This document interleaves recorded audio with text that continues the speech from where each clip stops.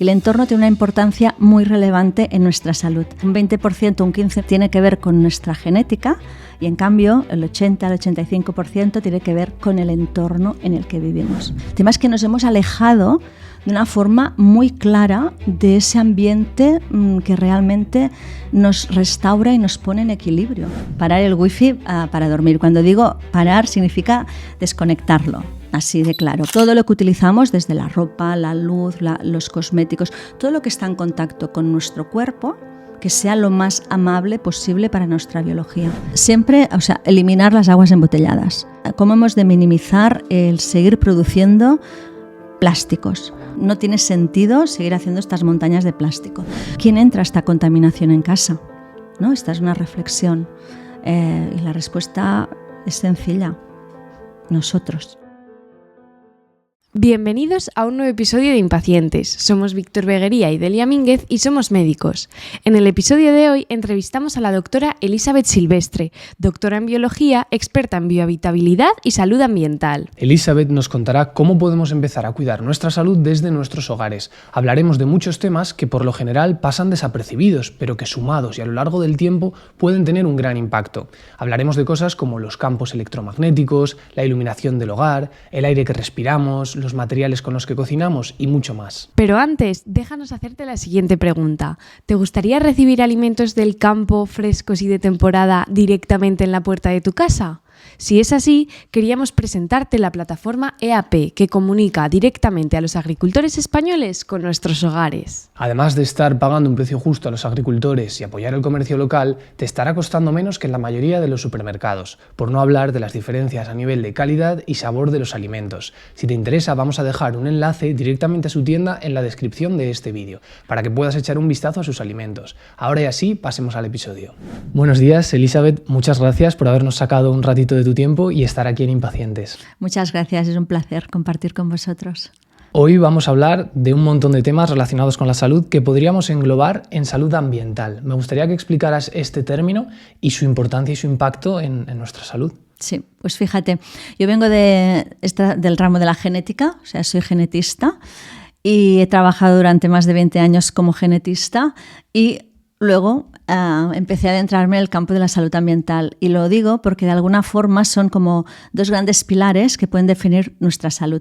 Por un lado estaría nuestra genética, ese software, ¿no?, que todos llevamos y que vamos a decidir que no lo podemos cambiar.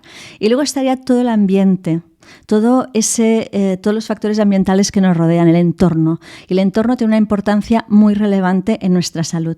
Tanta que si tuviéramos que hacer como así números grandes, diríamos que un 20%, un 15, un 20% de nuestra salud tiene que ver con nuestra genética y en cambio el 80 al 85% tiene que ver con el entorno en el que vivimos. O sea que de una forma muy clara definimos la salud ambiental como pues ese entorno, esos factores que de forma natural estamos expuestos día a día a lo largo de todos los días y que configuran nuestro exposoma.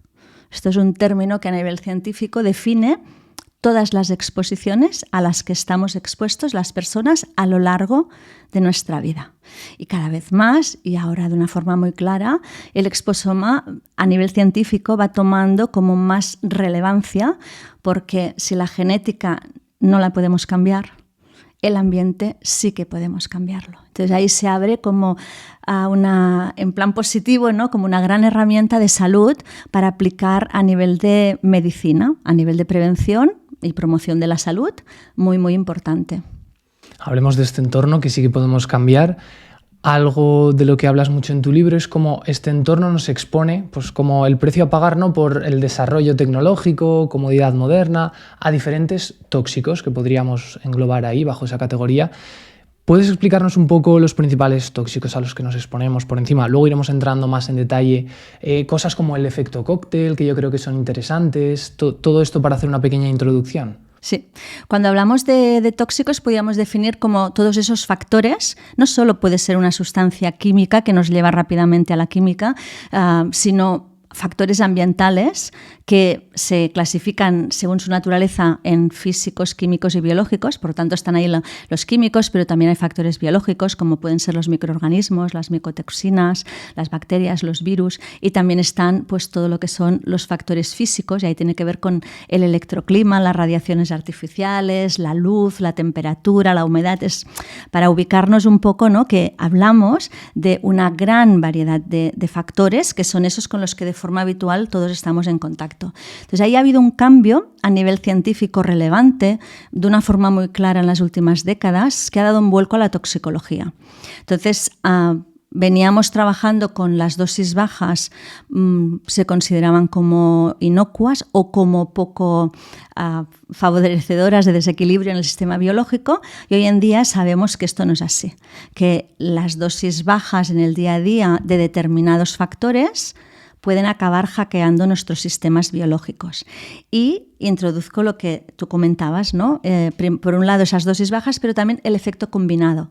Es decir, estudiamos a nivel científico pues, cómo se comporta una determinada sustancia química con nuestro organismo, o cómo se comportan esos niveles de iluminación o esos niveles de campos eléctricos o electromagnéticos, pero en realidad nosotros en cada momento estamos expuestos a la vez a múltiples factores, y ese efecto combinado, tanto de las moléculas o de sustancias químicas como haciendo sinergia con todos los demás factores, de ahí sí que se conoce todavía muy, muy poco. Por tanto, es muy importante tener en cuenta, porque cuando se aplica a nivel preventivo, aquí hay que ser como más cauteloso, en el sentido de aplicar el principio de precaución para muchos de esas sustancias o de esos factores que nos rodean en el día a día. Claro, y además que muchas de estas sustancias tienen la capacidad de irse acumulando poquito a poco en nuestro cuerpo, ¿verdad? Es lo que llamábamos bioacumulación, y también hay otro concepto de pseudoresistencia que mencionas en el libro. Sí, hay algunas que, o sea, nos vamos a las sustancias químicas, algunas cuando nos exponemos, básicamente las principales vías de exposición es a través de la respiración, al respirar, a través de la alimentación, al ingerir, y también con el contacto a nivel dérmico. O sea, serían como las 3 vías principales de exposición. Y una vez en el organismo, depende de qué tipo de sustancia. Algunas son más persistentes, y esto significa que se quedan ya con nosotros, se almacenan en nuestras mochilas tóxicas, ¿no?, que básicamente muchas de ellas son lipofílicas, entonces les gusta más los tejidos grasos, y ahí es donde se encuentran de una manera más, en más cantidad, pero se pueden encontrar a nivel sistémico y se quedan, como vamos a decir, para siempre. Pero hay que son las biopersistentes, las que se bioacumulan, y esto nos ocurre como humanos en toda la escala trófica. Pero algunas son pseudopersistentes, es decir, estamos expuestos en el momento que, pues imagínate que estoy ingiriendo un agua y tiene una sustancia, pues al beber pasa, y luego puede ser que la elimine por la orina, pero dices, bueno, esta no se ha quedado contigo. No, pero en el momento que ha ido pasando y haciendo su trayecto por nuestro organismo, ahí pasan cosas. O sea, es una pseudopersistencia que te está afectando en el momento que va pasando por todo tu organismo. Y esto es importante conocerlo, porque, claro, por ejemplo, hay algunos estudios científicos que nos dicen que todos, cada día, orinamos plástico. Entonces, esto ya es como una forma de entender, ¿no?, que aunque pudiéramos hablar de muchísimos nombres técnicos que tendrían que ver con el plástico y con sus plastificantes asociados, pues que es lo que comentábamos, ¿no? Yo tengo una botella de plástico, estoy bebiendo, ingiero esas partículas, pasan a mi organismo y luego las encuentro en la orina. Significa que hemos tenido una exposición. Y este es el tema importante de cómo podemos minimizar al máximo las exposiciones a este tipo de factores, tanto si van a ser más persistentes como si no lo son tanto, pero que pasan por todo nuestro organismo a nivel sistémico. Claro, y dentro de este concepto de cómo podemos modificar o minimizar nuestro entorno para que favorezca nuestra salud, ¿no?, y disminuya la exposición a estos factores, surge el concepto de biohabitabilidad, que es el siguiente que me gustaría que explicaras, y a partir de ahí empezamos a ver cómo aplicarla en nuestros hogares. La biohabitabilidad es un término, una disciplina con la que yo vengo trabajando y que para mí define muy bien el concepto de la relación de nuestros sistemas biológicos con el exposoma, con todos estos factores ambientales que hemos dicho. Podríamos definir biohabitabilidad como crear y diseñar entornos que sean más habitables, teniendo en cuenta, bio sería la biología como ciencia de la vida, y nosotros la biología humana. Entonces, conocer qué necesitan nuestros sistemas biológicos para mantener el equilibrio y poner ese entorno a favor nuestro. Normalmente, ahí entramos con los urbanistas o los arquitectos, ¿no?, que diseñan los espacios para la vida. Normalmente son espacios que cumplen toda una serie de normativas, evidentemente, pero esta de la biohabitabilidad no siempre se cumple. Nosotros, las personas, tenemos que adaptarnos a ese entorno que ha quedado ahí como construido, a esa calidad ambiental que hemos definido al elegir pues, los materiales de construcción, las pinturas de acabado, el mobiliario, cómo se ventila ese espacio, cómo está distribuido. Todo esto influye en nuestra biología, en cómo nos sentimos. Hay una parte que dices, me siento bien en esta casa o no me siento bien, pero después pasan cosas. Es decir, ¿qué le ocurre a mi organismo por el hecho de estar en este espacio que a lo mejor no está suficientemente ventilado, no hay una buena renovación del aire o hay compuestos químicos volátiles ambientales? Entonces, todo esto se tiene en cuenta. Y la biohabitabilidad es una mirada que tiene en cuenta cómo nos afectan los factores desde el punto de vista de nuestra biología. Por lo tanto, ahí vamos a las dosis bajas. O sea, tenemos en cuenta este principio de precaución y de prevenir. La medicina normalmente vamos a remediar una vez tenemos un problema, y aquí empezamos vamos a evitar el problema y así evitamos pues remediarlo, ¿no?, de alguna forma. Entonces se trata de cómo vivir en espacios más saludables, de cómo hacer este exposoma mucho más saludable para que nuestro organismo pues ahí pueda hacer este equilibrio de una forma más amable y alejar todo lo que podamos las afecciones crónicas, ¿no?, y la enfermedad. Me encanta este concepto porque hoy en día la mayoría de personas pasamos la gran parte de nuestro tiempo en interiores, ya sea en el espacio de trabajo o, bueno, personas como yo que trabajen desde casa, estás todo el día en casa. Sí. Y entonces ver cómo podemos modificar este entorno para que se adapte más a nosotros y no nosotros a él, creo que es algo fundamental. Claro, o sea, mi mirada en los espacios interiores tiene que ver con este factor de máxima permanencia. Si algo nos afecta a nivel de salud, es aquello a lo que de forma habitual estamos más expuestos. Entonces, somos una generación que el estilo de vida que tenemos en general, los mayores y los niños están en la escuela, en las guarderías, en espacios interiores, los mayores también en el trabajo, en el dormitorio pasamos un tercio de la vida, 8 horas cada día, o sea, 8 horas en el trabajo, 8 horas en el dormitorio, y de alguna forma esa calidad ambiental interior se convierte en un elemento muy importante a tener en cuenta desde el punto de promoción de la salud, básico. Si bien hay muchos puntos que podemos tratar, a mí me gustaría empezar por uno que me parece bastante interesante, que se está empezando a hablar cada vez más, pero creo que no se habla quizá lo suficiente, como es el área de los campos eléctricos, campos electromagnéticos y cómo afectan estos a nuestra salud.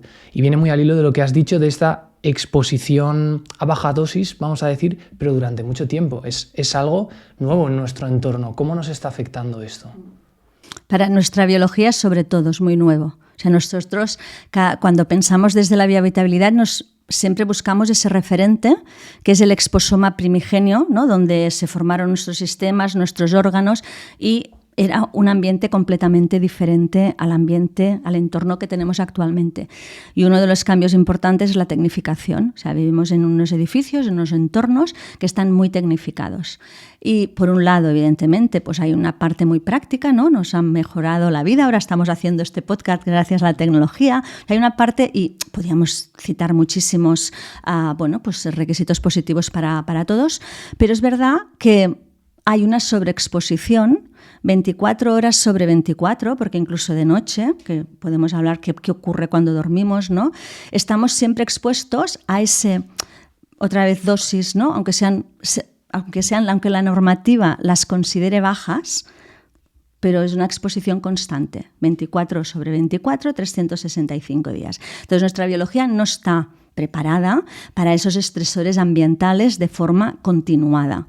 Son campos electromagnéticos que tienen unas funciones, pero que a nivel tecnológico, la buena noticia es que tenemos, como a nivel, por ejemplo, cuando construimos edificios, ¿no?, pues hay formas de aplicar esa tecnología para disfrutar de sus prestaciones sin estar expuestos las 24 horas sobre 24. Hay, por ejemplo, los campos eléctricos de baja frecuencia, que son los que tenemos todos en nuestras casas, en las instalaciones eléctricas, ¿no? Gracias a ello tenemos la iluminación eléctrica y podemos enchufar todos los equipos eléctricos y electrónicos y que funcionen. Pues ahí podemos aplicar instalaciones biocompatibles, con un tipo de cableado, con un tipo de circulación del cableado, que hace que tengamos iluminación, que es lo que queremos, pero que no estemos expuestos a esa tensión eléctrica que pasa por el cable durante toda la jornada, especialmente en los momentos de mayor sensibilidad para nuestro organismo. Si algún punto es importante para nuestro organismo, esa exposición, es durante la fase del sueño. O sea, esas 7-8 horas de sueño nocturno, dentro de lo que serían los parámetros de higiene del sueño, también tendríamos que incorporar toda la parte del electroclima. Es decir, cómo hacemos que haya un silencio digital, por ejemplo, que no estemos ahí expuestos constantemente cuando es pues el móvil, todo lo que es el electromagnetismo a nivel pues, de alta frecuencia, por ejemplo, y también la baja frecuencia, cómo podemos dormir con instalaciones que mientras estamos durmiendo pues no hay ese paso de electrones por el cableado, no hay tensión eléctrica. Entonces esto hay medidas técnicas, se puede hacer y de hecho se hace. Ahí trabaja toda la línea de la biohabitabilidad, también de la bioconstrucción, porque se conoce que minimizando y evitando ese estrés, esos estresores ambientales, ayudas a tu organismo a que, en el caso, por ejemplo, del sueño, pues sea un sueño más reparador. O sea, cuando vamos a dormir, vamos a descansar, ¿no? Pero es un momento en el que es mucho más que un descanso y ahí se ponen en marcha procesos biológicos de reparación, de reseteo, funcionan una serie de bioquímica que durante el día no está en funcionamiento. Entonces es muy importante que ese ambiente esté como, lo que decía, poner el ambiente a favor de lo que necesita mi organismo. Y ahí los campos electromagnéticos no juegan un papel favorable. Por ejemplo, hay estudios que se han hecho en habitaciones controladas, en las cuales pues, conocemos los niveles, se han medido los niveles de campos eléctricos de baja frecuencia, de campos magnéticos de baja frecuencia, de campos electromagnéticos de alta frecuencia, y se tiene como una población control y una población que está ahí expuesta y que está durmiendo durante un mes. El estudio que estoy pensando ahora se hizo en la Universidad de Granada, estuvieron estudiantes durmiendo un mes en ese entorno controlado. Y se hacían analíticas a nivel fisiológico de parámetros que tienen que ver con el estrés oxidativo. Entonces, se medía antes de empezar con este experimento y después. Entonces, al mes veías cómo realmente había un balance en positivo, ¿no? De una disminución de muchos de los parámetros que tienen que ver con el estrés oxidativo. Que esto es una de las primeras como repercusiones que cuando los estudios que analizan a nivel celular pues se ve, ¿no? Como hay esta parte también pueden incidir en todos los intercambios de membranas celulares a nivel del calcio, también puede interferir en la inflamación, es decir, son esas incidencias de dosis muy bajitas que van haciendo esos estresores ambientales que van incidiendo en el organismo.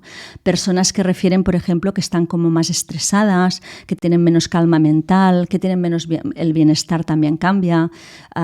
La parte evidentemente cognitiva, si hablamos de los campos de alta frecuencia, pues ya sabemos, ¿no? Que de alguna forma estamos como más centrados con esos equipos que con estar hablando con la persona, estar comunicando, o sea, nos está cambiando un poco también la forma en la que nos relacionamos por el uso de esas tecnologías. Entonces, ahí yo pondría como súper importante en la higiene del sueño, tener en cuenta hacer dormitorios en los que sea un ambiente con un electroclima controlado, en el cual tengamos todas las prestaciones, pero sin estar expuestos a ese tipo de radiaciones que sabemos que interfieren en nuestros ciclos biológicos. Y Elizabeth, ¿cómo conseguimos esto? Porque claro, en el experimento que has mencionado te llevaban a un cuarto preparado, específico, cosa que no podemos hacer en nuestro día a día. ¿Qué cambios sí que podemos hacer en nuestra casa, cada uno en la suya, para disminuir esta exposición a estos campos eléctricos, magnéticos y poder descansar mejor, que es fundamental. Esto es fundamental. En casa podemos aplicar lo mismo, es decir, ¿cómo hacemos un ambiente más controlado a nivel de electroclima? Primero, todo lo que son los equipos inalámbricos, el wifi, cuando tú te vas a dormir, se va a dormir. O sea, lo paramos, parar el wifi para dormir. Cuando digo parar, significa desconectarlo. Así de claro, porque mientras estás durmiendo, primero que no lo necesitas. Los móviles se van a dormir. Desconectar todo lo que podamos. Tenemos mesita de noche en esa zona que está bastante cerca de nuestro organismo. Evitar todo lo que son ahí enchufes de lámparas, de lamparitas, o sea, ver un poco cómo podemos hacer un poco de factor distancia. Entonces tú dirás, bueno, pero es que yo tengo mi lámpara. Vale, pues ahí hay técnicas, maneras de poder ver cómo hacer una buena derivación a tierra. La toma de tierra es súper importante. Entonces, este segundo punto, el primero nosotros, es vamos a eliminar estos elementos, o si tengo un radio despertador que sabemos que tiene una bobina y si medimos vemos un campo magnético alterno. Ahora alguien me dirá, es bajito, sí, pero estamos muy cerca y queremos evitar todos esos estresores a dosis muy bajas. Entonces, eliminarlo. O sea, eliminarlo significa o lo alejas o buscas un despertador que vaya con pilas. Y luego ya todo lo que es la instalación eléctrica, también hay recursos fáciles para aplicar. Pero ahí sí que necesitábamos de un especialista. Ahí podemos recurrir a un especialista en biohabitabilidad o a un electricista que conozca muy bien cómo medirlo y cómo hacerlo, porque hay desconectores automáticos de la tensión eléctrica. Y esto significa que yo pongo ese desconector en la caja de los magnetotérmicos, de cuando normalmente la tenemos en las entradas de las casas, ¿no? Y ese interruptor, que es automático, cuando nota que hay una demanda de tensión, envía la tensión desde la caja hasta la habitación. Y cuando te vas a dormir y desconectas el interruptor, se corta esa tensión, no hay tensión por el cable, se corta desde la caja principal. Que te levantas por la noche para ir al baño, le das a la luz y te envía. O sea, te olvidas de que esto está ahí, pero en realidad es como un relé automático que lo que hace es que mientras estés durmiendo, ahí no tengas ningún tipo de emisión de campos eléctricos. Y luego hay personas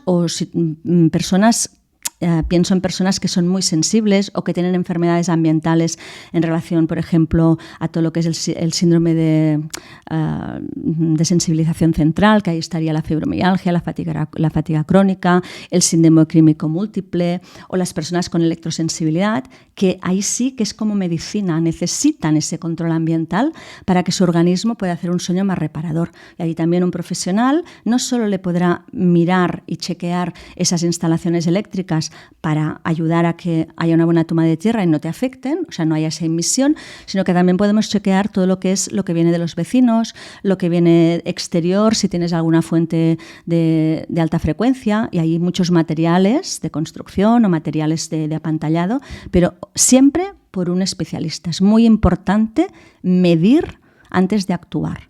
O sea, no es como, bueno, he oído hablar de esto y yo me lo compro y me lo pongo sin medir. Es muy importante. O sea, no hacer ninguna aplicación en el ambiente, porque si no, a veces podemos hacer como un efecto contrario si no están bien hechos estos cambios, o estos apantallamientos, o estas buenas derivaciones a toma de tierra. Pero que lo que quiero transmitir es que existe y se está haciendo, y de hecho hay especialistas, arquitectos y en biohabitabilidad que llevan pues como 10, 15, 20 años ya haciendo este tipo de adecuaciones en los espacios. Qué interesante. Estaba pensando en una cosa que has mencionado, que es el tema de los vecinos. Que claro, imagínate que tú te esfuerzas en hacer todos estos cambios en tu casa, pero de repente el vecino tiene el router pues justo en la habitación de abajo, claro, o el campo eléctrico también. Por eso es importante medir, porque tú no ves lo que hay detrás de la pared, pero el aparato, el equipo de medición te chiva, ¿no? Decir, mira, aquí te llega un campo de baja frecuencia, es eléctrico, es magnético, o uno de alta frecuencia. Entonces ahí puedes tomar medidas en cada caso, porque las medidas que se toman a nivel técnico son diferentes, pero ahí es donde podemos hacerlo. Y tú tienes tu vecino que has medido que tiene ese campo X y dices, vale, aquí necesito poner este tipo de material o hacer esta derivación, o no hace falta hacer nada. Por eso es importante medirlo, porque puedes ver de dónde viene esa fuente, qué tipo de fuente es y qué tipo de opciones, ¿no?, podemos aplicar para minimizar al máximo esas exposiciones, tanto si vienen del vecino, como si vienen de la calle, como si vienen del piso de abajo, porque pueden venir por las paredes, por el techo o por el suelo, ¿no? Entonces ahí, por eso es importante, ¿no?, hacer ese tipo de análisis antes de aplicar. Pues lo comentaré a Delia cuando se vea la entrevista, lo hablaremos y valoraremos a ver si hacemos esto, porque claro, es que al final pasamos tanto tiempo en el dormitorio es muy importante. O sea, en el dormitorio todo el tema del electroclima, que de hecho hay una parte de la radiación electromagnética, ¿no?, porque es muy amplia, que tiene que ver también con la luz del visible, ¿no?, la iluminación, y ahí quizás se está divulgando más, ¿no?, la importancia de dormir a oscuras, de que haya esa claridad y oscuridad de una forma muy marcada, ¿no?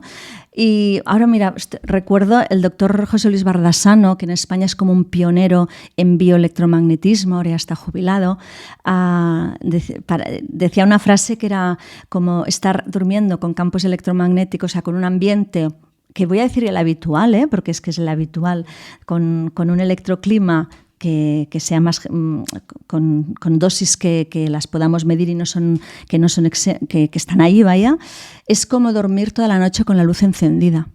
O sea, y ahora que ya conocemos más los efectos de la luz en la cronodisrupción, esto nos lleva directamente también, de hecho, los estudios que él estaba trabajando en la Universidad de Alcalá de Henares de Madrid, muchos de los papers que ellos habían estudiado era justo cómo los campos electromagnéticos en la fase del sueño pueden incidir en la cronodisrupción y nos pueden alterar todas las funciones a nivel de los ciclos circadianos, ¿no? O sea, han estudiado mucho cómo puede afectar a la glándula pineal y cómo se desregula, bueno, todas sus funciones, entre ellas la más conocida, ¿no?, pues la producción de melatonina, por ejemplo, se ve comprometida cuando estamos rodeados de este electroclima así como más generoso, ¿no?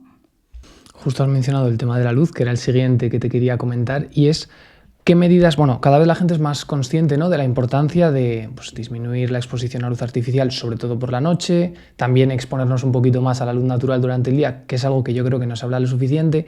¿Cómo podemos modificar nuestra casa para que simule un poco mejor este ciclo natural de luz y oscuridad?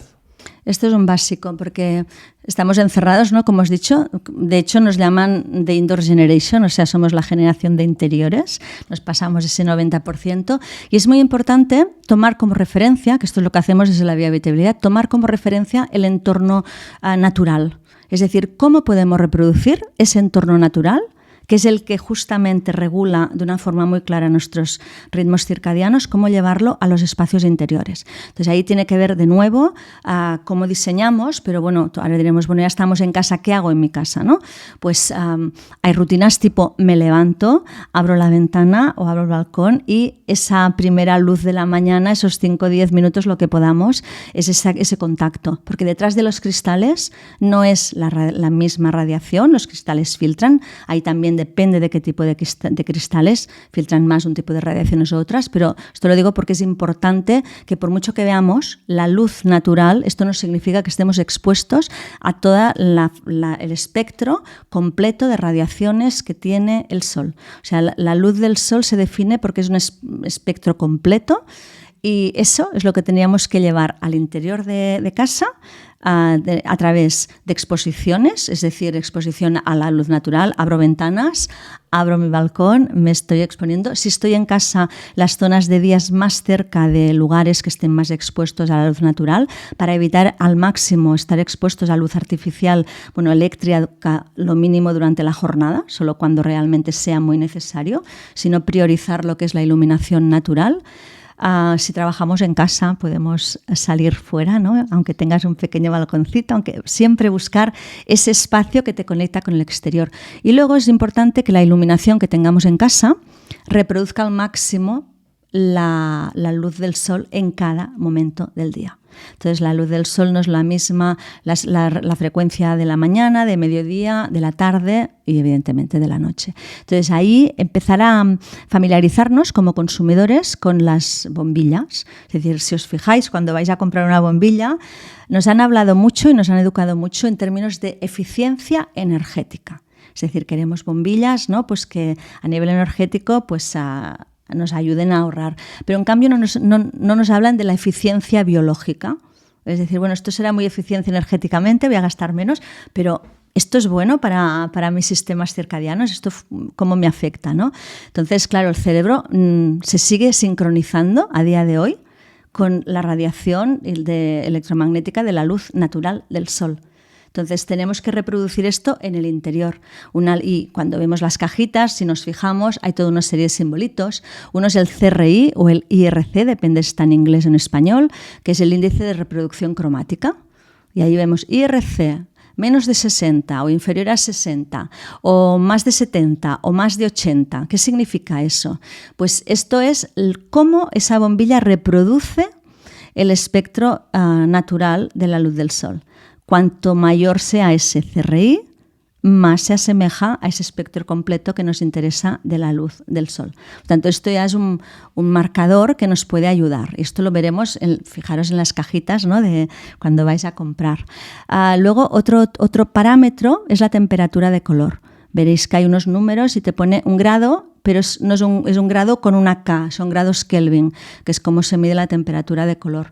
Pues no es lo mismo una bombilla que yo la quiero poner en el dormitorio, que la que voy a poner en el salón, que la que voy a poner en la cocina. Va a depender de las horas del día y a veces en algunas estancias voy a necesitar como una doble iluminación, porque yo sé que de día pues voy a utilizar esa iluminación, pero cuando llega la noche voy a utilizar la otra. Entonces, las luces más cálidas son las que nos preparan el cerebro para prepararse para ir a dormir. En cambio, pues las iluminaciones más frías son las que son como más de día. Entonces, esto así como tan sencillo, hay más parámetros, podríamos hablar del parpadeo, del flickering, ¿no?, de buscar que esto los fluorescentes antes lo notábamos, ¿no?, ese parpadeo que nos hacía estar ahí mal.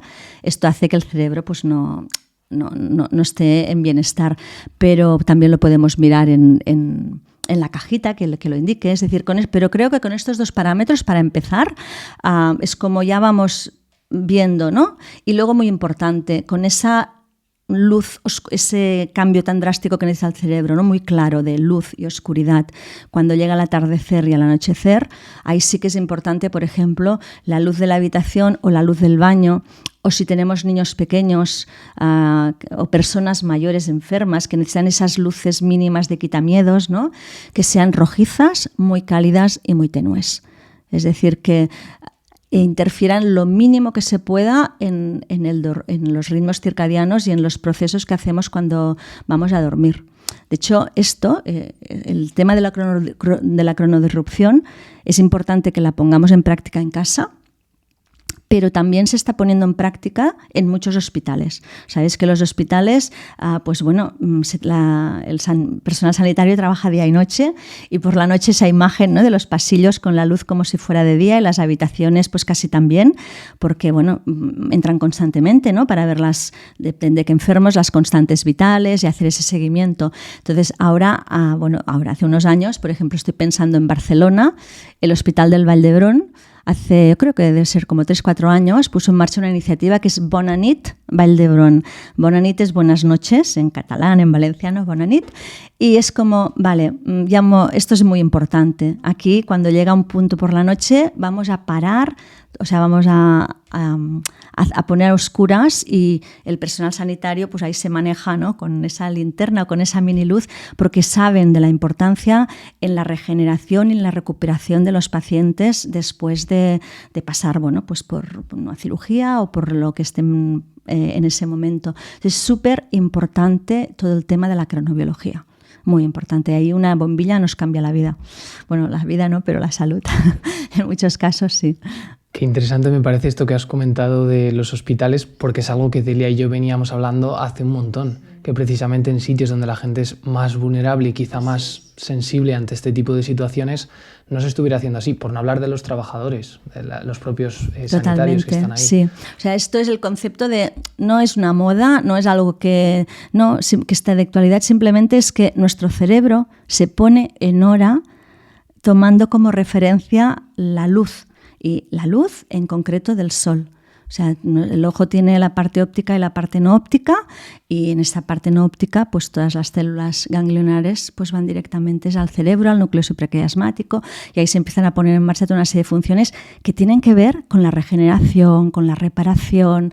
Y claro, cuando estás en esos momentos tan vulnerables, ¿no?, que estás en un hospital, pues necesitas que el cuerpo, nuestra biología, pueda poner en marcha todo su potencial autorreparador sin tener que estar en constante equilibrio con esos estresores ambientales.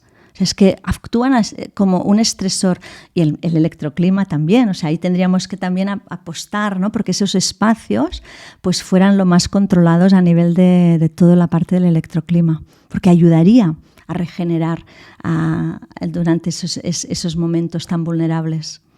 Estamos hablando todo el rato de cosas como que pasan desapercibidas, que son invisibles para la mayoría de personas, como pueden ser los campos eléctricos, los magnéticos. Ahora estamos hablando de la iluminación, que aunque sí que la vemos, no nos paramos a pensar en ella durante el día.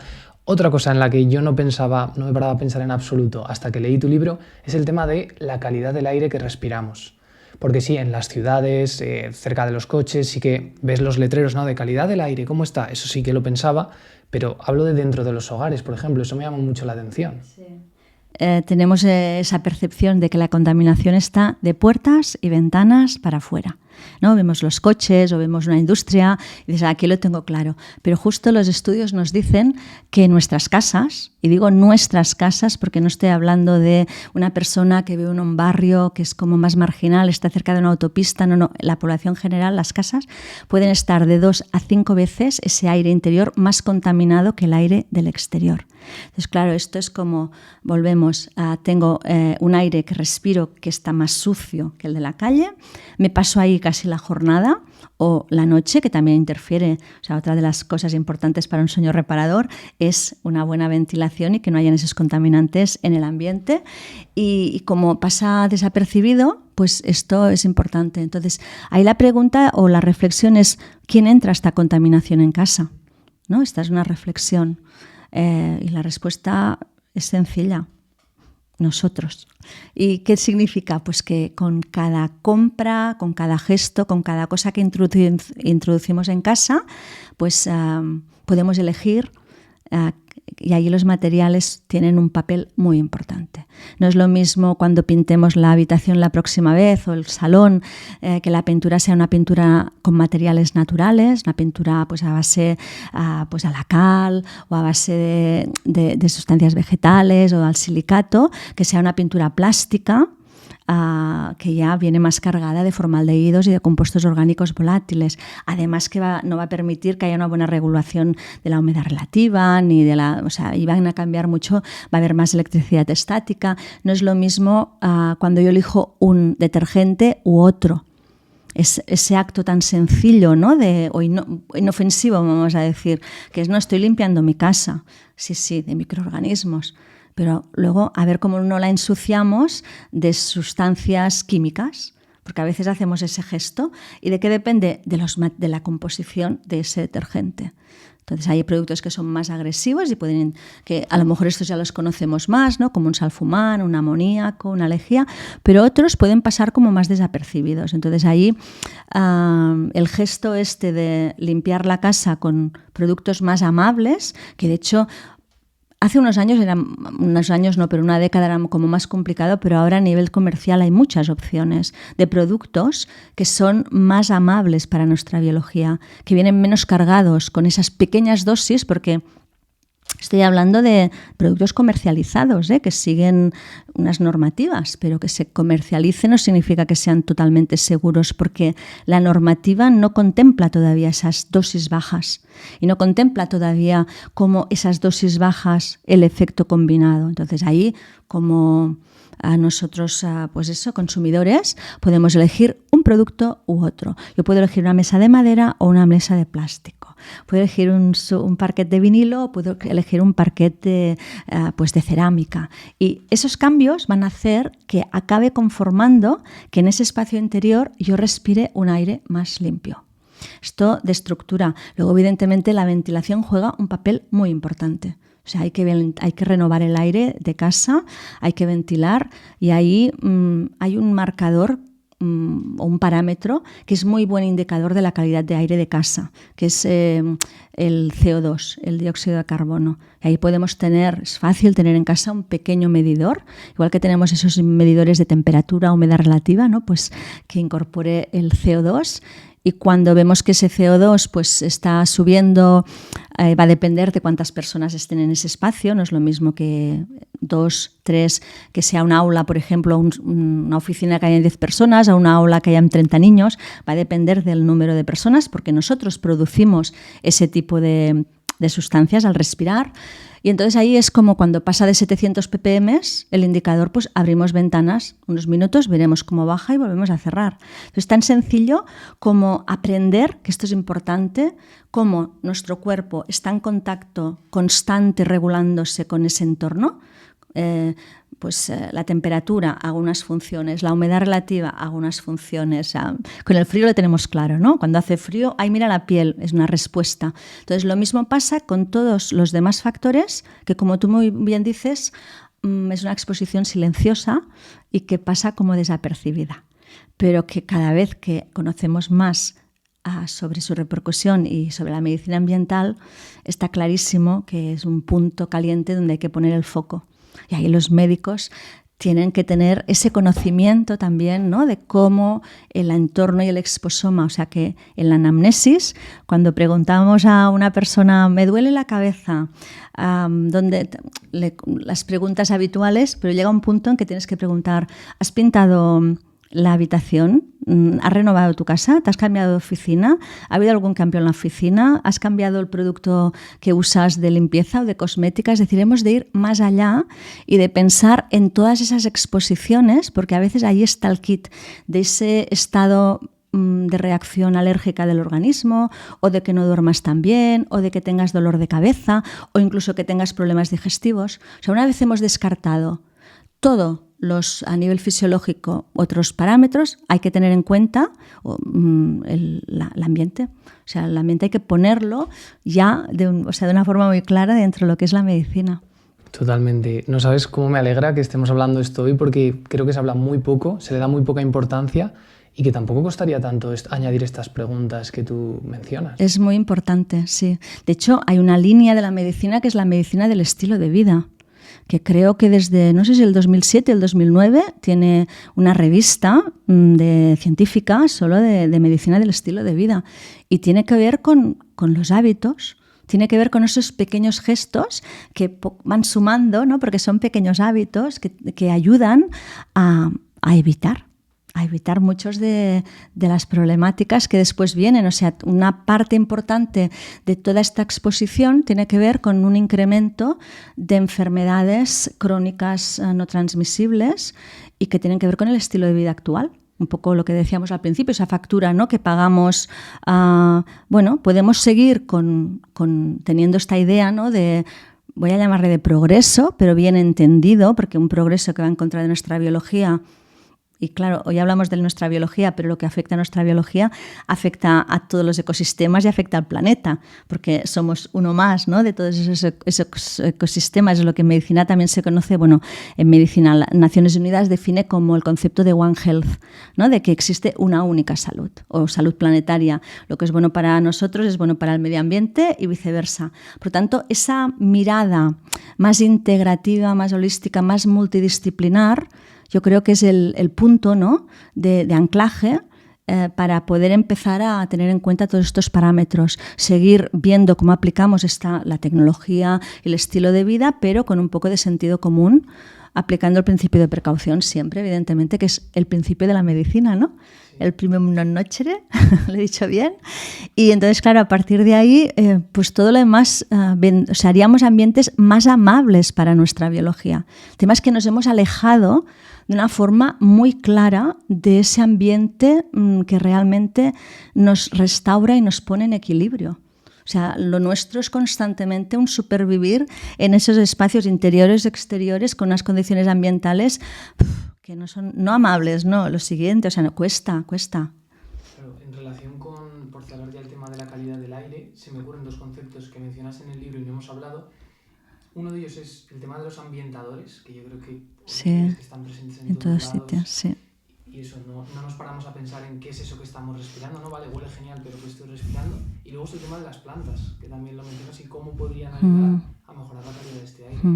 Tema de ambientadores y de olores, o sea, cualquier detergente, cualquier cosmético. Ahí fijaros en las etiquetas, todo lo que pone el término parfum o almizcle sintético, es que es como detrás de esto hay toda una serie de sustancias que vienen de la química sintética del petróleo, que aunque a ti te parece que eso huele a lavanda, a rosa o no sé, o a limón, en realidad son moléculas sintéticas que muchas de ellas pueden actuar incluso como disruptores endocrinos, estos que actúan a dosis bajas y hackean todos nuestros sistemas hormonales, ¿no?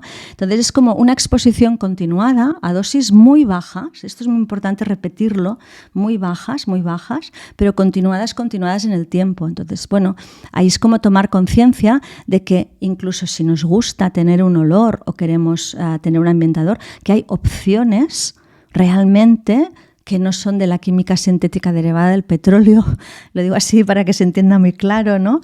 Y que son mucho más amables, que vienen de aceites esenciales vegetales, además muchos pueden estar un plus más, ¿no? Que hayan sido cultivados de forma orgánica, que significa que no hay pesticidas, en este momento ya trazas de pesticidas, ¿no? en ese destilado final. Entonces, como tenemos muchas opciones que son mucho más amables. Entonces, es importante y sobre todo, a mí me gustaría citar el punto de la población más sensible.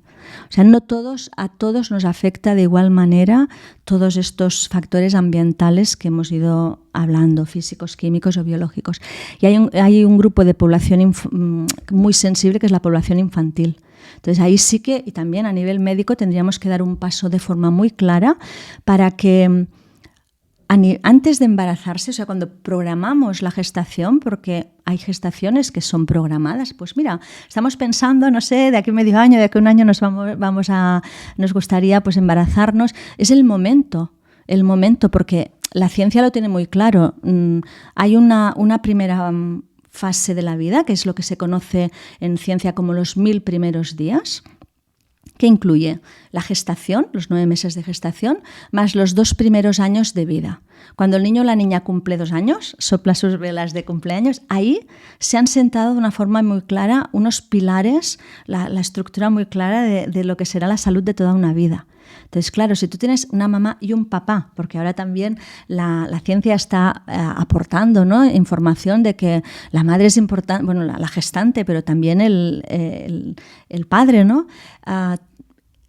Tener ese estilo de vida en ese momento ayuda a que en esa fase intrauterina, donde se van a formar todos los órganos, todos los tejidos, todo el sistema nervioso, el cerebro, es el momento de crear estructuras que realmente no tengan esos hackeadores ambientales.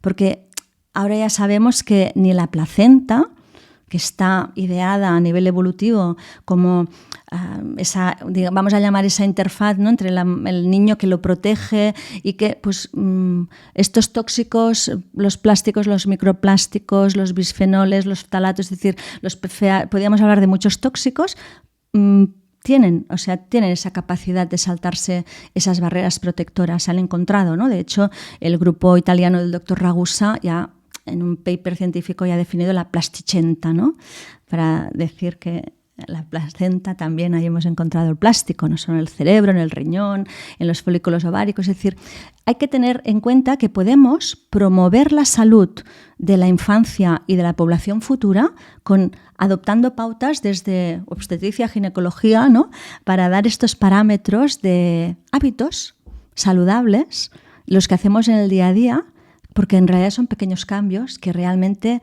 aportan una gran diferencia en que después, en la vida adulta, tengamos un tipo de síntomas o de enfermedades o quizá pues no.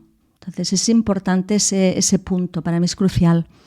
Esto le habría encantado a Delia, es una pena que no haya estado aquí porque todos estos temas relacionados con el impacto de nuestro estilo de vida antes incluso de la gestación y durante la gestación. De hecho, ha hecho alguna presentación en el hospital y es un tema que le llama mucho. Pero bueno, ya hablaremos con ella para que estéis en contacto y podáis hablar de esto. Sí, o sea, y además hay mucho material que se puede divulgar, que hay hospitales que están ya, pues el Sant Joan de Déu en Barcelona tiene el Salud Materno-Infantil, está la doctora Elena Codina, que es pediatra, y está también, hay asociaciones como SOXA, o sea, ya se está como hablando y dando, pero para mí, yo me lo miro y pienso, esto tendría que estar en todos los hospitales, ¿no? O sea, yo como genetista he estado trabajando durante 20 años. Sant Joan de Déu fue uno de mis hospitales donde estuve haciendo mi tesis doctoral y justo yo trabajaba con placentas. O sea, estudiábamos los cariotipos y yo siempre digo, es que en ese momento solo mirábamos el genoma. O sea, no teníamos ese concepto todavía no se había definido el exposoma, que esto se definió en 2005, ¿no? El Dr. Weil.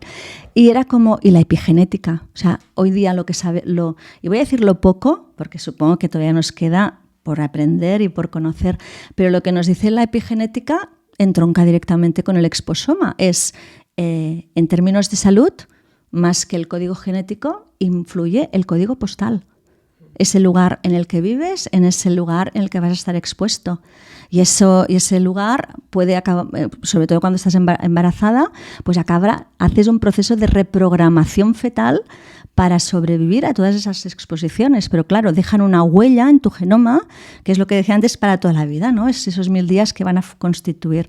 Por eso es como si antes de embarazarte, pero si no, una vez embarazada, te dijeran, los cosméticos que utilizas que sean más naturales, los ambientadores en casa mejor los evitas o que sean naturales, todo lo que te pongas en el cuerpo, el aire de casa que sea más sano, con qué limpias, 3 o 4 cosas, que es lo que vas poniendo cada día en casa. Yo creo que ya haríamos como un paso grande de promover, ¿no?, estos cuidados para una infancia mucho más saludable. Hay otro gran bloque que justo acabas de mencionar y del que también quería hablar, que es el tema de la higiene corporal, los cosméticos, desodorantes, champús, todo esto. ¿Qué nos puedes decir al respecto?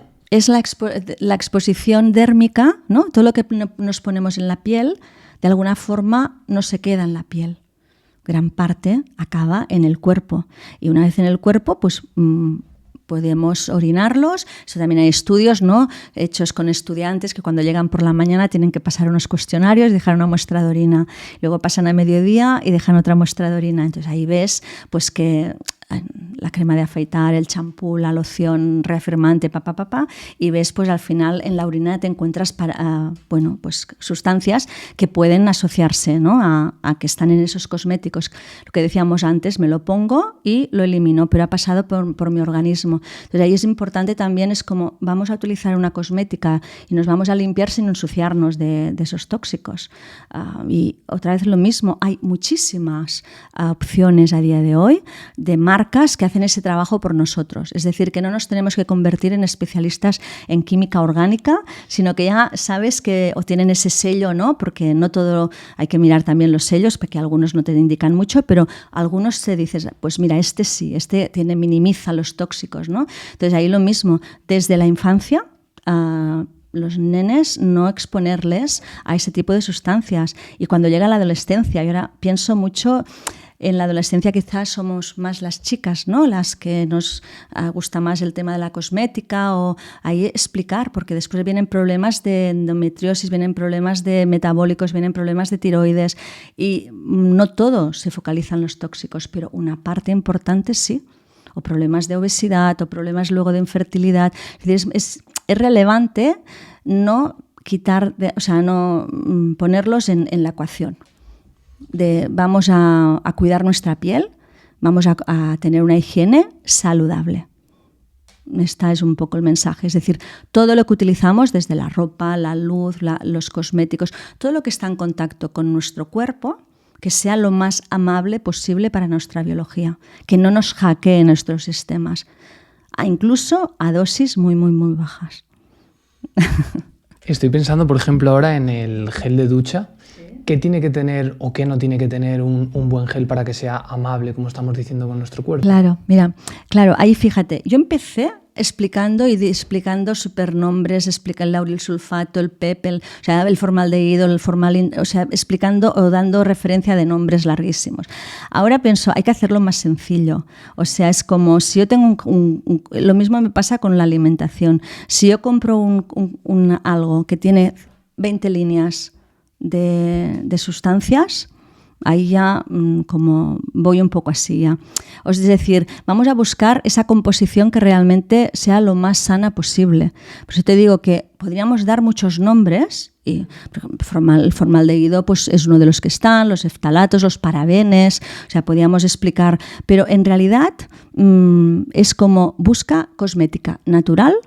Si está certificada y orgánica, mucho mejor. O sea, esto va como por escaloncitos, ¿no? O sea, siempre hay un poco más. Entonces, ahí ya minimizas muchísimo la dosis. O sea, pensar que cada día, cada uno que haga sus cuentas. Pero cuando pasamos por el baño, hay personas que utilizan 5 productos, hay personas que utilizan 10 o 15. Y los estudios nos dicen que incluso 20. Entonces dices, no, 20 es mucho. Bueno, depende, porque vas sumando, ¿no? Y el rímel y el no sé qué, y vas sumando. Perfecto. Cada uno de ellos puede tener entre 15 y 20 sustancias. Significa que cada día tienes una exposición a 150, 200 sustancias diferentes. A dosis bajas, sí, muy bien, pero eso, es ese mini cóctel diario. Entonces es como, vale, pues yo me voy a ocupar de que mis productos, los que voy a utilizar, ya sean de una marca que realmente promueva una química más amable para mi biología. De entrada, todo lo que son disruptores endocrinos fuera, evidentemente, y lo que son irritantes y lo que son, o sea, hay muchas sustancias que están fuera, pero minimizar todo lo que se pueda. Hay muchas personas que se hacen su propia cosmética, ¿no? Con productos más naturales, incluso de la despensa, pero bueno, sin llegar a este extremo, igual que también los detergentes, con bicarbonato o con productos de la despensa, podemos hacer nuestros detergentes y un poco de jabón, pero que sepamos que tenemos todas las opciones, pero que sí que hay mucho recorrido para dejar de utilizar esos convencionales que sabemos que van llenos de sustancias que son nocivas, que no son, yo digo amables para la biología para no decir que son tóxicas, ¿no? Porque a dosis bajas lo son. Vale, entonces quizá el mejor proxy, vamos a decir, para la gente, para saber que está utilizando un buen producto o más amable con su cuerpo, es buscar estas marcas ya directamente que son como más naturales. Totalmente. En vez de ir por el supermercado leyendo, que se pueden volver locos. No, esto es una opción, ¿eh? O sea, hay personas que les gusta investigar y les gusta hacer, pero ahí es una lista larga. O sea, y realmente por eso pues ahí puedes consultar incluso bases como el Restock, pues bases de sustancias científicas, ¿eh? O sea, hay de sustancias que científicamente te dicen porque claro, ahí también es que esto es un campo muy extenso, la toxicología, porque alguna sustancia igual está clasificada como cancerígena o como no cancerígena. Esto la IARC, ¿no? La organización, que es un organismo que depende de la OMS, pero que no sea cancerígena no significa que no pueda ser que tenga problemas, afecte al sistema neurológico, o que afecte al sistema endocrino, que afecte, o sea, es decir, es realmente importante para mí empezar a tener un consumo, o sea, hay que apostar por realmente las empresas que se cuidan de analizar muy bien lo que ponen en sus productos y así ya vamos todos como más ligeros, o sea, no nos tenemos que volver nosotros unos expertos. Y hay muchas empresas que están en esta línea. El siguiente gran bloque del cual quería hablar, y yo creo que se habla mucho más de y por eso lo he dejado para el final, es el tema de la alimentación, ¿no? Hemos dicho que nos llevamos a nuestro cuerpo por vía de la respiración, luz, productos que nos podamos echar en la piel, pero claro, lo que comemos también determina en gran parte que acaba dentro de nosotros. Y sobre esto es que hay muchos temas que podríamos abordar, pero me gustaría casi más darte libertad y que hables de lo que consideres más relevante, porque están que si los metales pesados, aditivos, hasta el agua, que parece que hay un montón de debate con qué agua beber. Te dejo que vayas por donde consideres más importante. Mira, vamos a hacer una cosa así como fácil, porque creo que de una tajada nos eliminamos muchos. Y es eliminar los plásticos de la cocina. Así, de entrada. O sea, podríamos hablar de los bisfenoles, de los ftalatos, de los PFAS, podríamos hablar de muchos productos, pero eliminar los plásticos, los recipientes plásticos, tanto para almacenar, o sea, cuando los compramos que no vengan envasados en plástico, cuando los elaboramos en casa, cuando almacenamos ese tupper de plástico, la tabla de cortar, las espátulas, o sea, todo lo que sea el plato para que el nene no coma solo y no lo rompa, todo lo que sea de plástico, lo eliminamos de la cocina. Y esto es una forma muy sencilla y a la vez muy eficaz. Porque otra vez lo mismo, no hemos de ser grandes expertos en tóxicos y de un plumazo, plásticos y plastificantes y todos sus amigos se van de la cocina. Porque claro, la alimentación es una de las vías más importantes de exposición, aparte de la respiración, claro, porque comemos al día varias veces y los más pequeños todavía más, porque hacen más tomas los bebés, la población infantil. Entonces, todo lo que tenga en contacto con la alimentación, que sea un vidrio cristal o acero inoxidable, así, con estos dos. Algo muy sencillo. Luego podríamos hablar de muchísimos, hay otras opciones de materiales, pero estos dos que además son asequibles, que esto para mí también es importante. Dar opciones que sean universales o que podamos todos acceder, porque a veces hay materiales o hay opciones que dices, bueno, ya, pero esto es un poco prohibitivo, ¿no? Yo ahí no llego. Bueno, pues cristal y inox nos sirve para todo. Incluso el plato del inox, ¿no? Que para tu nene, que le pones ahí la comida y él va haciendo y si se le cae al suelo no pasa absolutamente nada. Entonces, eso es básico. Que todos los alimentos estén en contacto con recipientes que sean seguros, que no añadan un aliño a dosis bajas de esos tóxicos a lo que te vas a comer. Porque a veces hay personas, no, yo como ecológico, pero luego ves cómo lo procesan y dices, bueno, vale, está bien, porque has minimizado mucho, pero ahora te queda esta parte. Todos esos esto es una primera. Segundo, minimizar, no evitar todo lo que son los ultraprocesados, los procesados y los envasados listos para comer, que van directos a calentar y a comer. Esto pues un día te puede sacar de un apuro, pero no se puede convertir, o si se convierte en tu estilo de vida, pues ahí te va a pasar factura. Porque todos esos compuestos que están en los envoltorios, que un estudio que se ha publicado, creo que debe hacer como un par de meses, decía como 2.830, no sé si eran 36 sustancias diferentes que pueden haber se han encontrado en los diferentes envoltorios analizados, ¿no? Entonces, como, bueno, volvemos a lo mismo, es un cóctel interesante que lo podemos evitar. Pero además, esos productos son comestibles, pero no es alimento, no nutre. No aporta esos nutrientes, es más, aporta sustancias que desvitalizan nuestro organismo. Entonces es como eso fuera. Y ya hemos de volver a familiarizarnos con la cocina, con el tomarnos un poco de tiempo para prepararnos los alimentos, para cocinar, porque es que es la base. O sea, el alimento es una de las bases, ¿no? de que todo esto funcione, esto y esto funcione de una forma lo más equilibrada posible, ¿no? Entonces ahí yo creo que tenemos con esto tenemos dos puntos y luego evidentemente todo lo que sea comida de verdad, comida del huerto a la mesa, o sea, todo lo del huerto de la granja, o sea, todo lo que es como ahí entronca con los procesados, evidentemente, lo mínimo procesado, de temporada, de proximidad. Y digo de temporada porque es importante, porque a veces comemos cosas que el cuerpo, o sea, la cronobiología, las estaciones, la tierra da unos productos en cada momento, que es lo que necesitamos en ese momento. O sea, no es un capricho. Entonces, nuestra biología está adaptada a esas estacionalidades también. No solo a los ritmos circadianos de 24 horas, sino también después a los estacionales. Entonces, comer productos que no son de temporada y que vienen de no sé cuántos miles de kilómetros con vuelos transatlánticos o con grandes, no tiene ningún sentido. Y ahí también es como tomar conciencia. Estamos en eso también tiene que ver con la salud, le decíamos antes, de la salud ambiental, la salud planetaria. Es decir, vamos a minimizar la huella ecológica porque nos vamos a cuidar, además, vamos a cuidar a todos los sistemas. Y lo que podamos comprar de producción ecológica. Aquí es como compramos comida más barata, pero que viene con regalo. encima con un poco de aliño ahí de trazas de muchos pesticidas, ¿no?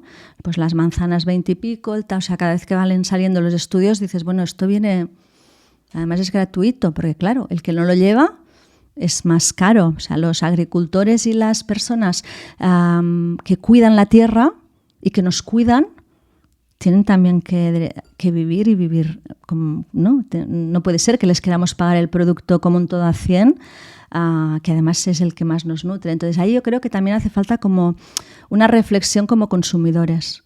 Y cuando tú haces esa lista te das cuenta que igual dejas de comprar muchas de esas cosas que llenan el carro de la compra, ¿no? De bolsitas de colorines y de botellas que ya hemos dicho que no son alimentos, que son comestibles, pero y además te desvitalizan, y optar por invertir todo eso en una nutrición que realmente sea de verdad. O sea, que esas 3 cosas, fuera plásticos, fuera procesados y lo más natural que podamos, menos tóxicos, menos pesticidas. Qué buen resumen, Elizabeth. Yo, por ponerme un poco en contexto de todo esto, creo que en casa, Delia y yo, comemos bastante mejor desde que pusimos como, por un lado, en referente a esto, la norma de no meter ultraprocesados en casa, que si alguna vez queremos algún capricho o lo que sea fuera, lo cual ya minimiza muchísimo esta frecuencia, vamos a decir. Y sobre todo otra, que es que para mí no es tan obvia, pero es muy importante, es lo de cocinar, que has mencionado. Invertir más tiempo, porque claro, vivimos en la sociedad de la productividad del tiempo, pero hace ya unos meses que dije, ostras, tengo que dedicar más tiempo a cocinar si quiero que podamos comer mejor, comer más rico, que también facilita la adherencia, porque muchas veces asociamos comer sano a comer aburrido. Aburrido no tiene nada que ver. Nada que ver en absoluto. Y en relación a esto te quería preguntar por el tema de cocinar, las sartenes, los materiales que utilizamos, porque eso es verdad que no son plásticos, pero igual sí que algunos nos dejan regalo. ¿Qué decías tú? Sí, bueno, las sartenes, seguro que tus oyentes conocen muy bien lo que son las sartenes antiadherentes, ¿no? Que han sido las que más han estado ahí en cuestionamiento.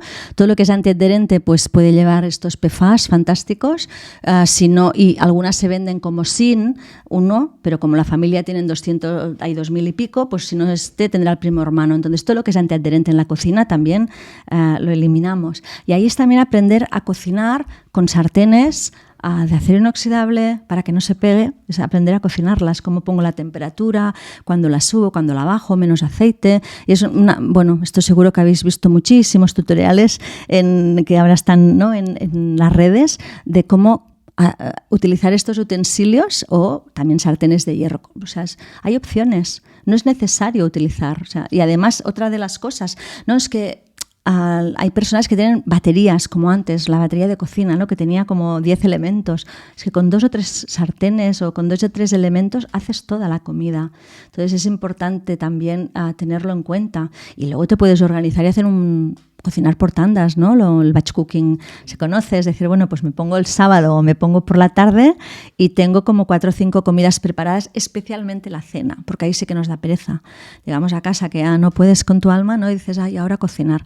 Pues ahí sí que es como, guay, tengo mi verdura preparada, lo que he hecho en el horno, tengo lo que toque, ¿no? O el pescado, el huevo, lo que cada uno coma. Entonces es como, te ayuda, pero tener esa conciencia, ¿no? De que eso es vitaminas para tu cerebro y para tu cuerpo.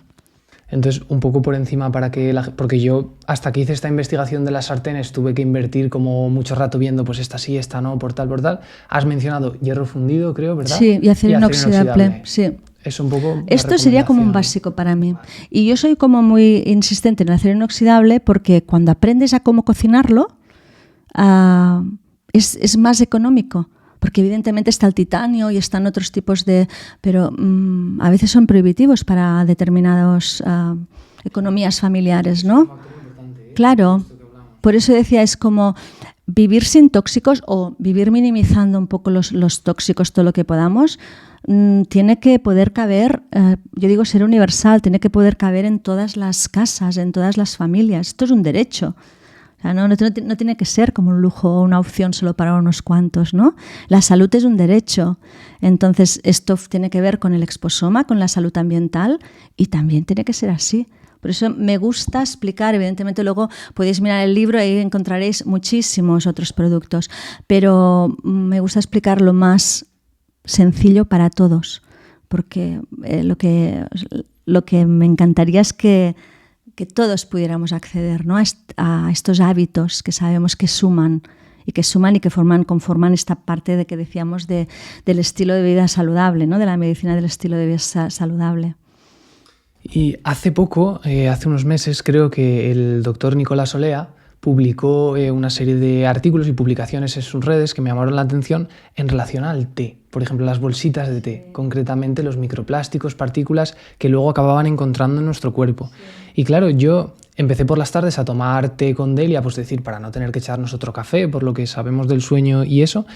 Y claro, fue leer esto y dijimos, ostras, y ahora todas las bolsitas que hemos comprado y tal, ¿tú tomas té en tu día a día o qué nos puedes contar? Ahí, mira, bueno, el estudio este lo conozco porque además yo también lo publico en mis redes y además hablé directamente con la investigadora en la Universidad la Autónoma de Barcelona, el Departamento de Genética y Microbiología y el departamento que lo lidera Alba Hernández, y ellos son los que hicieron este estudio, son expertos en microplásticos y están estudiando, y este estudio me fascinó porque cuando he dicho eliminemos los plásticos de la cocina, también me refería a todo lo que tenga plásticos, las bolsitas. Entonces, ¿qué hacemos con las bolsitas?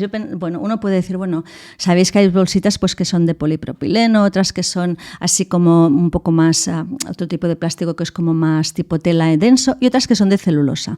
Entonces alguien dice, bueno, pues yo me compro el té en bolsitas de celulosa porque estas son mejor. Entonces, el estudio de Hernández decía que es que el que se hizo eco, nos hicimos eco todos, Nicolás Olea, era, bueno, pues con las de plástico, polipropileno, polietileno tenemos, creo que eran cientos de miles de millones de microplásticos que los analizaban ahí, y en cambio con las de celulosas tenemos miles de millones. Entonces era como, bueno, cambiamos la jerarquía, pero hay muchísimos. Es decir, lo que nos está diciendo es, incluso yo elimino el plástico y utilizo celulosa, pero esa celulosa, cuando se tiene que amalgamar esas fibras, se utilizan también unas sustancias que acaban incorporan esos plastificantes. Entonces, ¿qué hacemos con las bolsas? Si ya las tenemos en casa, cuando la abres y compramos estos recipientes que son de acero inoxidable para hacer la infusión,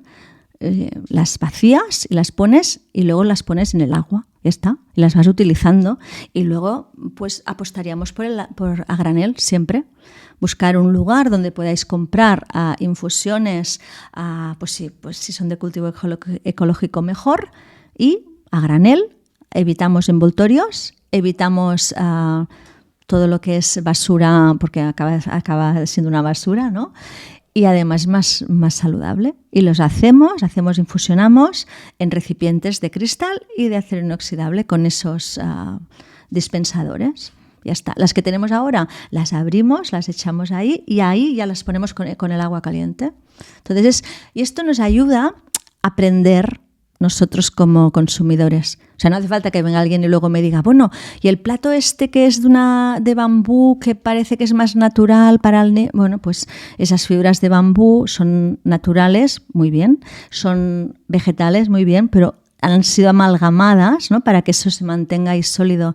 Entonces, le vas a poner ahí algo caliente, no es buena idea. Entonces, todo lo que vaya en contacto con la comida, con materiales seguros.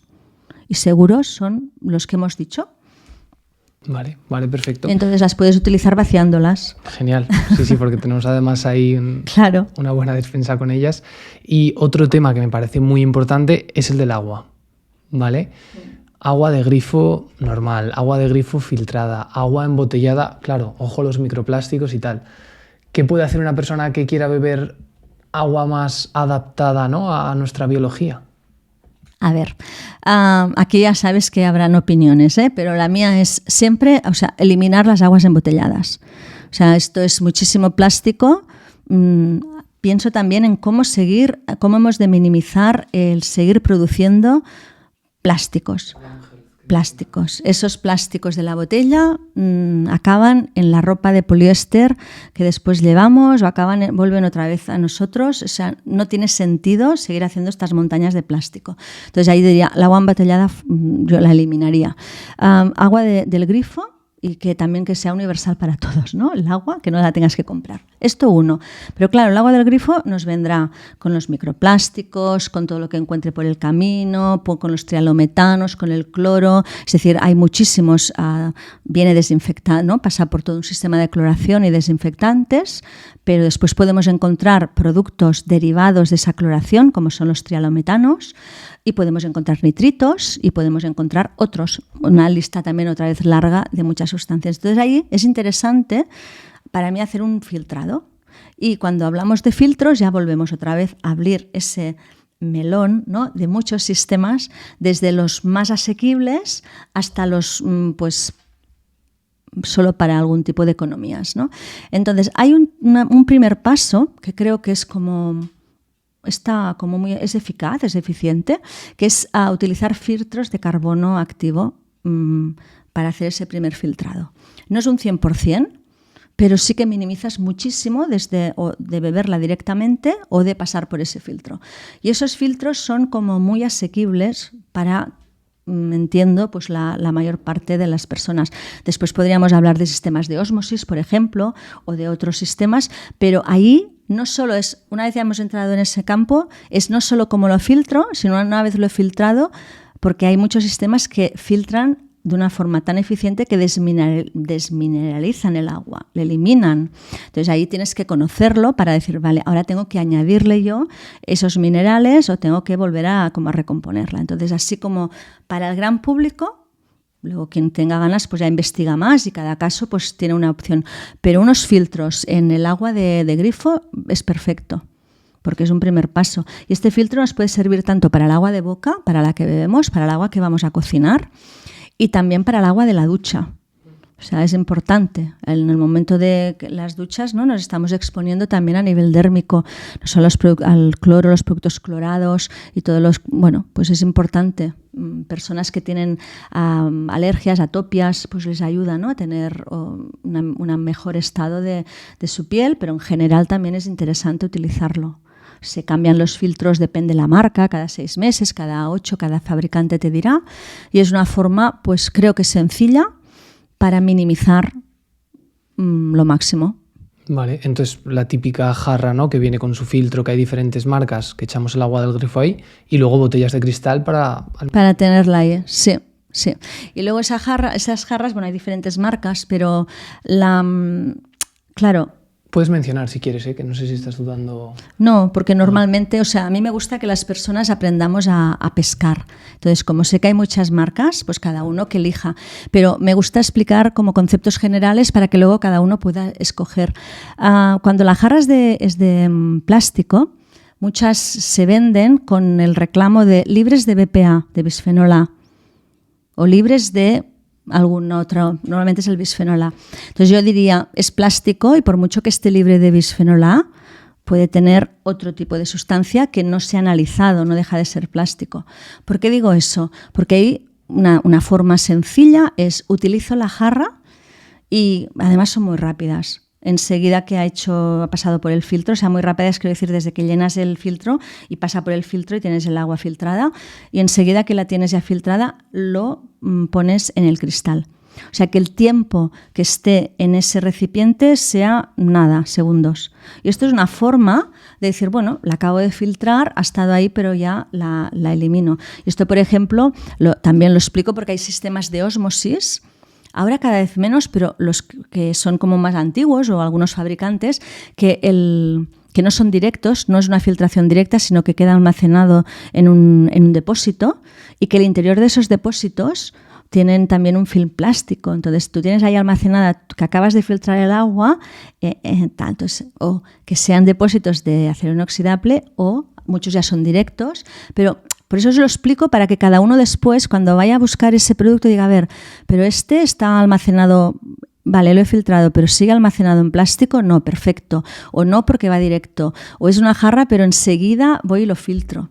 Hay filtros de carbono que en lugar de la jarra los pones directamente en el grifo, o sea, el grifo tiene ese filtro. Entonces, hay opciones diferentes. Claro, una jarra cuando viajas o cuando te vas de vacaciones, no sé, al camping o a donde vayas, te va a ir muy bien. Pero que tengas en cuenta esto, que una forma fácil enseguida la pongo en el cristal. con el vidrio. Elizabeth, ha quedado una entrevista súper interesante. Todos estos temas me gusta mucho tratarlos y creo que se habla poco de ellos. La última pregunta que nos gusta hacer es, si una persona que nos ha estado viendo, nos ha estado escuchando, solamente pudiera quedarse con una idea de esta entrevista, ¿cuál te gustaría que fuera? Ay, pues mira, algo así como tu casa te cuida, tu casa, tu salud. Es decir, ese concepto de salud ambiental, de Exposoma, en casa sería tu casa, tu salud. Ese te ayuda a estar mejor, siempre. Qué buen mensaje para terminar, además muy conciso para que se pueda Sí, recordar. así como muy abreviado. Sí, pues muchas gracias por haber venido aquí a Impacientes y compartir este rato con nosotros. Muchas gracias. Y a los que habéis llegado hasta aquí, gracias también. Nos vemos la semana que viene en un nuevo episodio. Adiós.